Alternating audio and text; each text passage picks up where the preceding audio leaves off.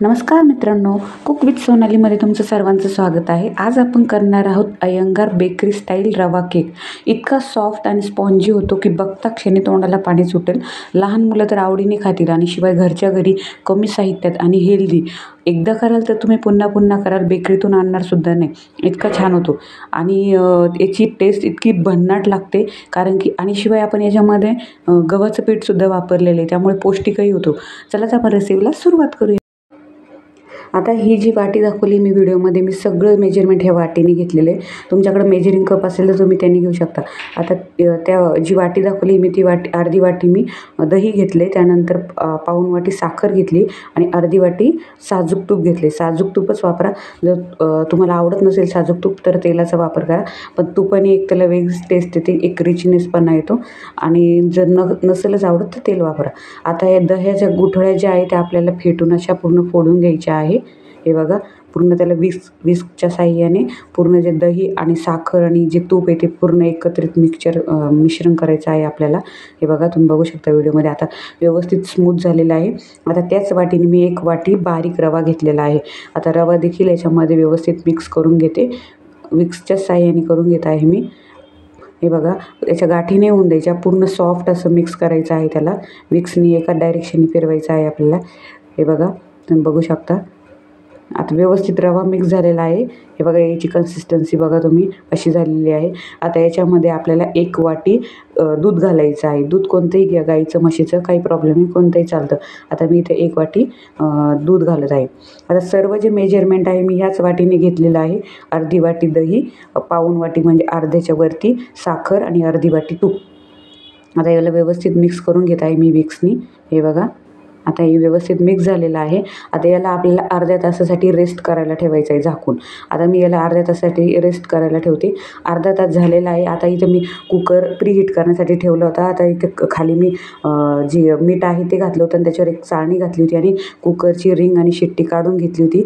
आणि याला 10 मिनटं प्रीहीट करायला ठेवायचे, म्हणजे अगोदर तापायला ठेवायचे. तोपर्यंत इकडं मी अर्धी वाटी जे आहे ते गव्हाचं पीठ घातलेलं आहे. याच्यामध्ये आपलं जे रवा आणि तूप आणि साखरेचं जे मिक्सचर आहे ते एकदम फुलून वरती आलं होतं. आता अर्धी वाटी मी ते चाळून घेतलेलं होतं मी गव्हाचं पीठ. हे गव्हाचं पीठ घातलेलं आहे. तुम्हाला हवं असेल तर तुम्ही मैदा घालू शकता, पण हेल्दी होण्यासाठी मी गव्हाचं पीठ घातलेलं आहे. आता हे गव्हाचं पीठ व्यवस्थित याच्यात मिक्स करून घ्यायचं आहे आपल्याला. आणि याच्यामध्ये आता मी अर्धा चमचा जो आहे तो बेकिंग सोडा घालत आहे. हे बघा, या चमच्याच्या मापाने घेतलेलं आहे मी मेजरमेंट.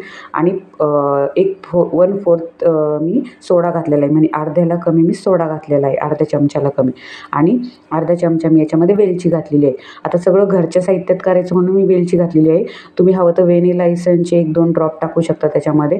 आणि व्हॅनिला इसेन्स नसेल तर वेलची प्रत्येकाच्या घरात अवेलेबल असते. आता हे मिश्रण व्यवस्थित मिक्स झालेलं आहे. आता मी इथे जे कुकरचं जे भांडं असतं त्याला खाली तूप लावून घेतलं होतं आणि साईडने त्याला मैदा लावून घेतला होता, की जो केक टीन आहे तो. आता तुमच्याकडे एक केक टीन असेल तर तुम्ही त्याच्यात लावा, पण माझ्याकडे नाही तर मी कुकरच्या भांड्याला लावते. किंवा कोणतंही असं पसरट भांडं किंवा आयताकृती भांडं असेल तर तेही चालतं. कुकरच्या भांड्यात लावते मी. आता हे मिश्रण आपण याच्यामध्ये सगळं घालून घेऊया. सर्व मिश्रण जे यात घालून झालेलं आहे. आता याला आपल्याला टॅप करून घ्यायचं आहे, म्हणजे याच्यामध्ये जी एअर असते ती निघून जाते आणि त्यामुळे मग केक आपला सॉफ्ट आणि स्पॉन्जी होतो. आता मला त्याच्यावर व्यवस्थित टॅप करता येत नव्हतं, म्हणून मी ते कपडा बाजूला केला आणि खाली त्याला व्यवस्थित टॅप करून घेत आहे.